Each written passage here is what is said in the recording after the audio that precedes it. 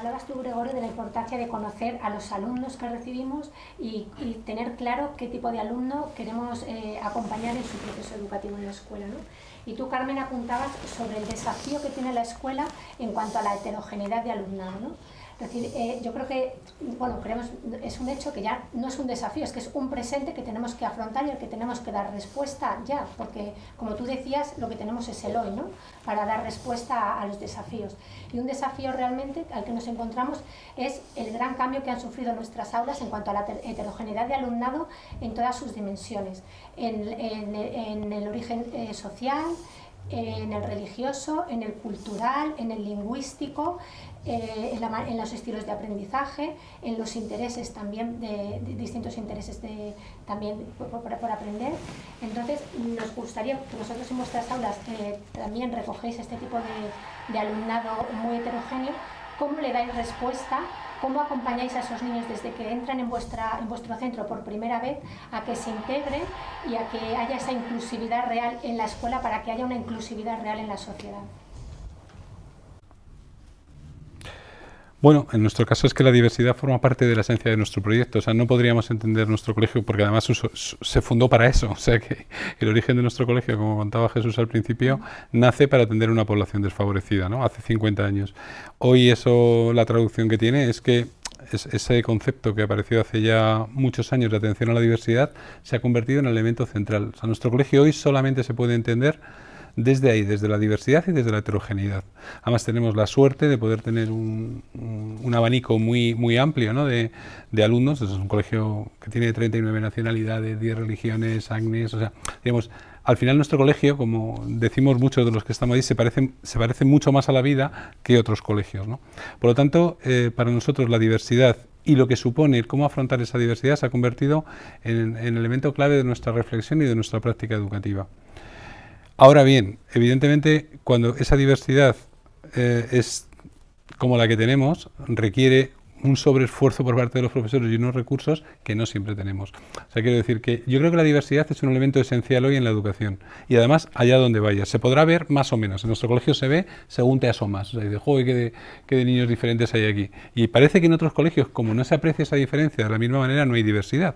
Pero al final, el único elemento en común que tienen los niños en el colegio en el que estén es que son distintos. Se pueda ver más, o se verá en un color de piel, o se verá en un pañuelo, pero al final el único elemento en común que tienen es que son distintos, ¿no? Y yo creo que la escuela tiene que hacer un esfuerzo importante por hacer de la diversidad un tema central en su proceso de aprendizaje. O sea, yo creo que la escuela tiene la responsabilidad de que uno de los aprendizajes clave en la escuela es el otro con mayúsculas. O sea, cada uno de los chavales que están ahí. Ese tiene que ser un contenido en la escuela.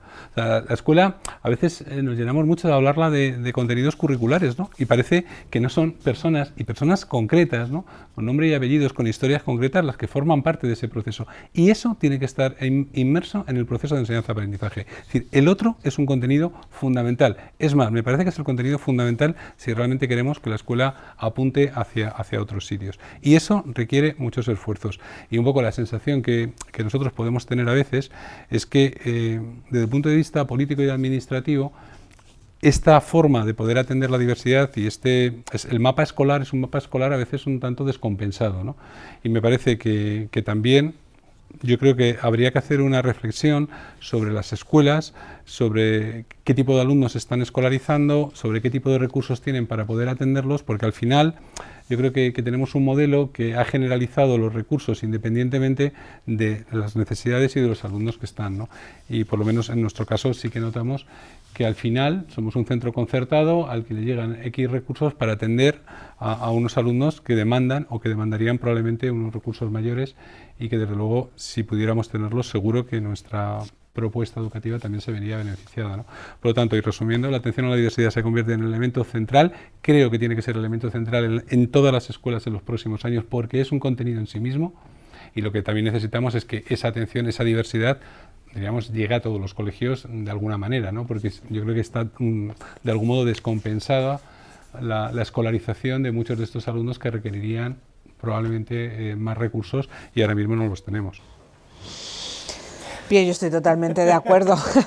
Solo estaba escuchando a Gregorio, estaba recordando cuando yo empecé mi primer año de docencia, vivíamos entonces en Mallorca y mi marido trabajaba en un colegio internacional y yo siempre recuerdo el folleto que ponía en la portada 19 nacionalidades, ¿no? Claro que eran alemanes, no senegaleses, y entonces parece que al final que si la diversidad se vendía como la clave de la riqueza de aquel centro, que era carísimo, era de élite, etcétera, etcétera, ¿no? El problema no es la diversidad, es la discriminación que va unida a determinada diversidad.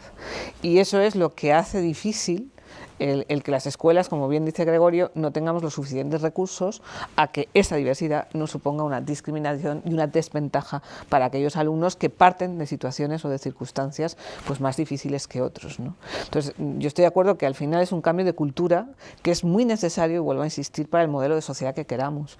Naturalmente que nuestras escuelas, que tienen unos índices de diversidad, o sea, nosotros tenemos tasas en algunas de las aulas del 70-80% de inmigrantes, por ejemplo en nuestra escuela de Soria, tenemos casi un 40% de alumnos con necesidades en otra de las escuelas, tenemos una comunidad gitana muy grande en otra de ellas. Es decir, cada una de nuestras escuelas tiene un factor de riesgo, precisamente porque queremos aprender a que ese factor de riesgo no suponga un factor de discriminación o de injusticia. Y por eso apostamos, ¿no?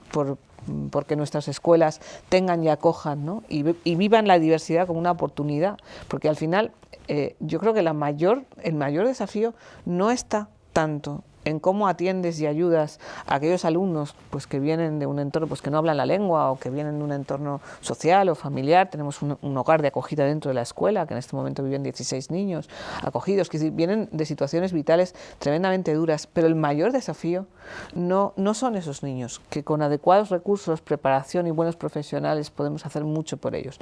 El desafío son los normalitos. Es decir, cómo cambiamos la percepción y cómo cambiamos la cultura de aquellos otros alumnos en las aulas, y eso es la inclusividad.